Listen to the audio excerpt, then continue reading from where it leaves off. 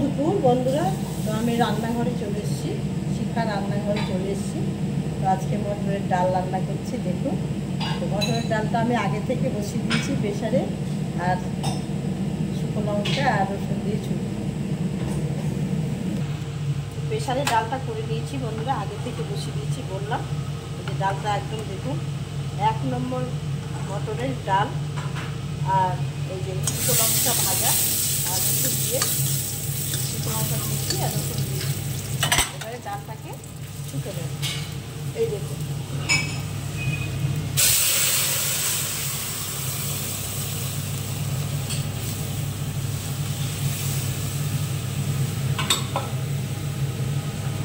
এই ডালের যা টেস্ট বন্ধুরা, লেবু দিয়ে, আলু ভাজা দিয়ে, আলু পোস্ত ভাজা দিয়ে, পটল ভাজা দিয়ে যা দারুণ লাগবে না, সেই মজে যাবে, খাবারটা জমে যাবে। তা আপনারাও এভাবে করে খাবেন, অবশ্যই অবশ্যই ভালো লাগবে। এইখানে আমি